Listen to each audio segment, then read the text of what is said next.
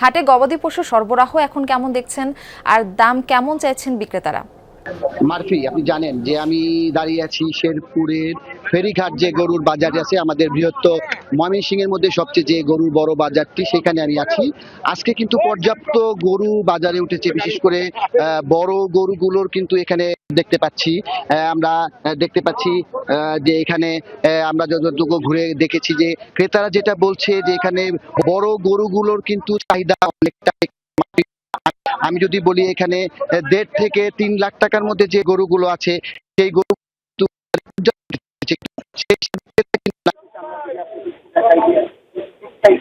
কেন ক্রেতারা বাজারে আসছেন না? প্রচুর গরু উঠেছে। আমরা যদি আপনাকে একটু দেখাই যে বেশ বিগ সাইজের গরু কিন্তু এই বাজারে আছে। বৃহত্তর ময়মনসিংহের মধ্যে সবচেয়ে বড় যে বাজার, এই বাজারটি কিন্তু ফেরিঘাটে এই গরুর হাটটি বসে। আমরা যদি আপনাকে একটু দেখাই যে এখানে আসলে 1 লাখ থেকে 1,20,000 মধ্যে যে গরুগুলো, সেগুলোর একটু চাহিদা রয়েছে। তবে এখানকার ইজারাদারের সাথে আমরা কথা বলেছিলাম, তারাও কিন্তু বলছে যে আসলে গরু যে পরিমাণ এই বাজারে উঠেছে সেই হিসাবে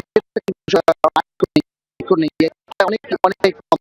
তাদের যেটি বলছে যে হয়তো দিন এখনো প্রায় 8 থেকে 10 দিনের মতো আছে। সেই 10 দিনের জন্য হয়তো শহরের যে ক্রেতা আছে তারা কিন্তু বাজারে এখনো সেই হারে আসছে না। তবে যারাও দেখছে তারা কিন্তু যেটি বলছে, ক্রেতাদের সাথে কথা বলেছি, তারা বলছে যে গরু গরু যারা বিক্রেতা তারা কিন্তু গরুর দাম কিন্তু আসলে ছাড়ছে না। ক্রেতাদের মধ্যে আসলে কিন্তু চলছে। আমার কাছে এই ছিল গরুর হাট থেকে মারফি সর্বশেষ।